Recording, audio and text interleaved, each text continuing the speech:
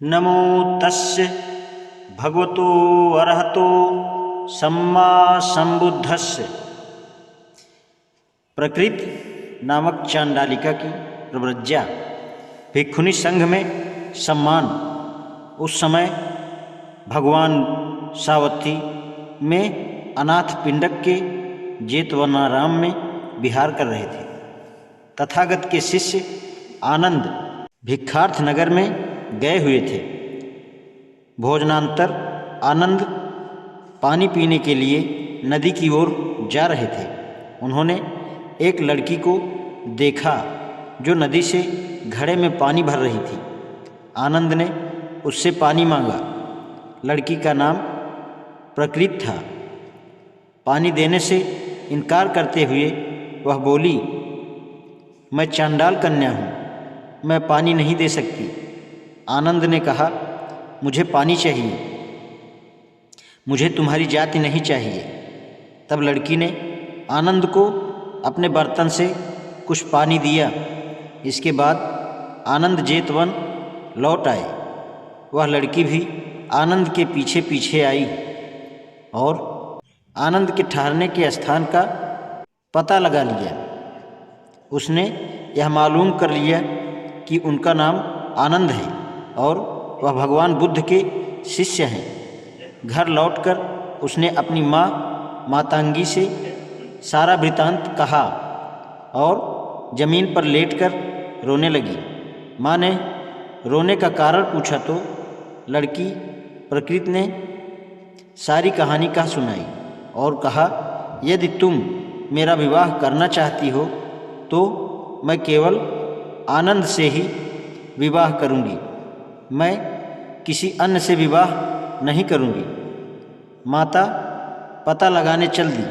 लौटकर लड़की से बोली कि ऐसा विवाह असंभव है क्योंकि आनंद ने ब्रह्मचर्य व्रत ग्रहण कर रखा है। यह बात सुनी तो लड़की बहुत दुखी हुई। उसने खाना पीना छोड़ दिया।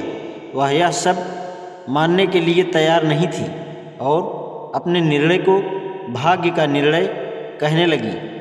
इसलिए उसने कहा, माँ तुम तो जादू टोना जानती हो ना, तो तुम इस उद्देश्य की पूर्ति के लिए जादू टोना क्यों नहीं करती।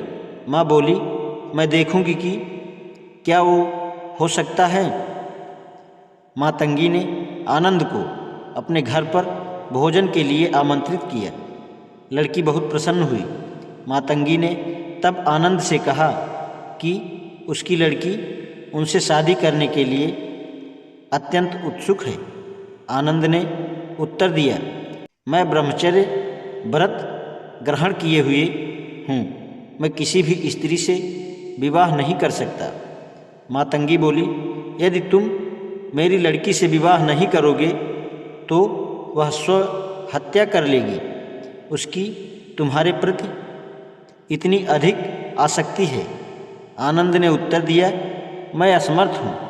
मातंगी घर के अंदर गई और लड़की को बताया कि आनंद ने विवाह करने से स्पष्ट मना कर दिया है। लड़की चिल्लाई, माँ तुम्हारा जंतर मंतर तंत्र मंत्र कहाँ गया। मातंगी बोली, मेरा जंतर मंतर तथागत के विरुद्ध असर नहीं करता। लड़की चिल्लाई, माँ दरवाज़ा बंद कर दे और उसे बाहर न जाने दे। मैं सुनिश्चित कर लूँगी कि आज ही रात में वह मेरा पति बन जाए। माँ ने वैसा ही किया जैसा लड़की चाहती थी। रात होने पर माँ ने कमरे में बिस्तर लगा दिया। लड़की ने अपने आप को अच्छी से अच्छी तरह अलंकृत किया और अंदर आई, किंतु अंदर पर इसका कुछ भी प्रभाव आनंद पर इसका कुछ भी प्रभाव नहीं पड़ा। अंत में माँ ने अपने जादू टोने का प्रयोग किया। परिणाम स्वरूप कमरे में आग जल उठी। माँ ने आनंद के कपड़ों को पकड़ा और बोली, यदि तुम अब भी मेरी लड़की से विवाह करना स्वीकार नहीं करते तो मैं तुम्हें आग में झोंक दूंगी। तब भी आनंद नहीं झुके।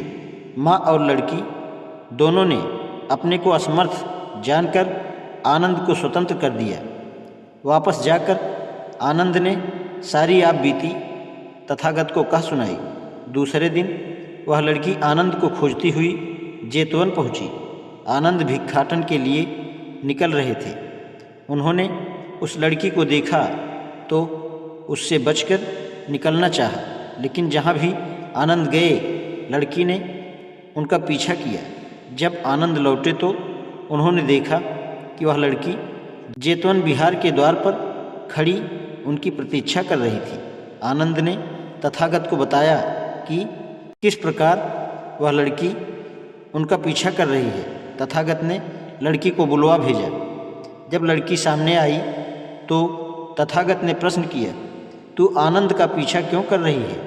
लड़की ने उत्तर दिया कि वह उससे विवाह करने की इच्छुक है। वह बोली, मैंने सुना है कि वह अविवाहित हैं, मैं भी अविवाहित हूँ। भगवान बुद्ध बोले, आनंद एक भिक्षु है, उसके सिर पर बाल नहीं है। यदि तुम भी उसकी तरह मुंडन करा लो तो मैं देखूँगा कि क्या कुछ किया जा सकता है। लड़की बोली, मैं इसके लिए तैयार हूँ। भगवान बुद्ध ने कहा, मुंडन कराने से पूर्व तुम्हें अपने माँ से अनुमति लेनी होगी। लड़की अपनी माँ के पास आई और बोली, माँ, जो तुम नहीं कर सकती वह मैंने कर लिया। भगवान बुद्ध ने आश्वासन दिया है कि यदि मैं मुंडन करा लूँ तो वह आनंद से मेरा विवाह करा देंगे। वह आनंद से मेरा विवाह करा देंगे। माँ क्रुद्ध होकर बोली, तुम्हें ऐसा बिल्कुल नहीं करना चाहिए।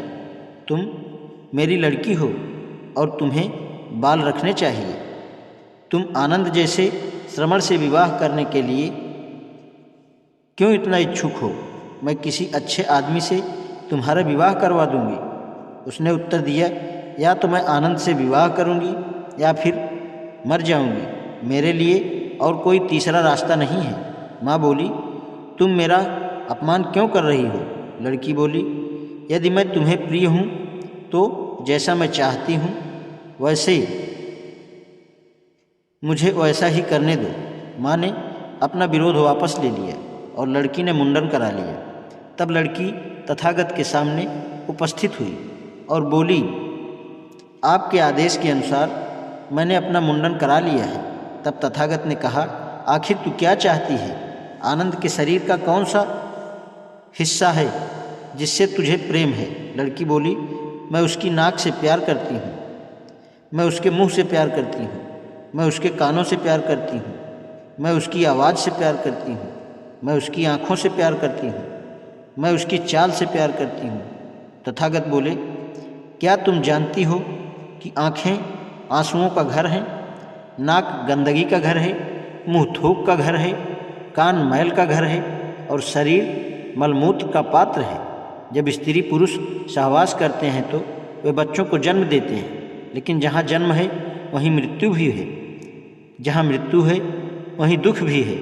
लड़की, मैं नहीं जानता कि तुम आनंद से विवाह करके क्या पाओगी। लड़की गंभीरतापूर्वक सोचने लगी और इस बात पर सहमत हो गई कि आनंद के साथ विवाह करना बेकार है, जिसके लिए वह इतनी अधिक इच्छुक थी।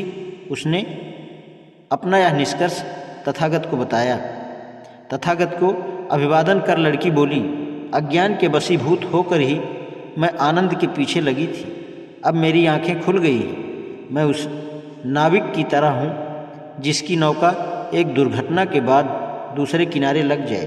मैं एक आरक्षित वृद्ध प्राणी की तरह हूँ जिसे सुरक्षा मिल गई है। मैं उस अंधे की तरह हूँ जिसे नई दृष्टि प्राप्त हो गई है। तथागत ने अपनी प्रज्ञा भरी शिक्षा द्वारा मुझे निद्रा से जगा दिया है। धन्य है हे प्रकृति, यद्यपि तू चांडाल कन्या है किंतु फिर भी तू श्रेष्ठ पुरुषों और स्त्रियों के लिए आदर्श प्रस्तुत करेगी। तू निम्न जाति की है, लेकिन ब्राह्मण तुझसे शिक्षा ग्रहण करेंगे। न्याय तथा पवित्रता के पथ से विचलित न हो। तेरी कीर्ति राज सिंहासन पर बैठी हुई रानियों की कीर्ति से भी बढ़कर होगी। विवाह में असफल हो जाने पर उसके सामने भिक्षुणी संघ में प्रविष्ट होने के अतिरिक्त दूसरा मार्ग न था। उसने इच्छा प्रकट की तो वह भिक्षुणी संघ में प्रविष्ट कर ली गई, यद्यपि वह निम्नतर जाति की थी।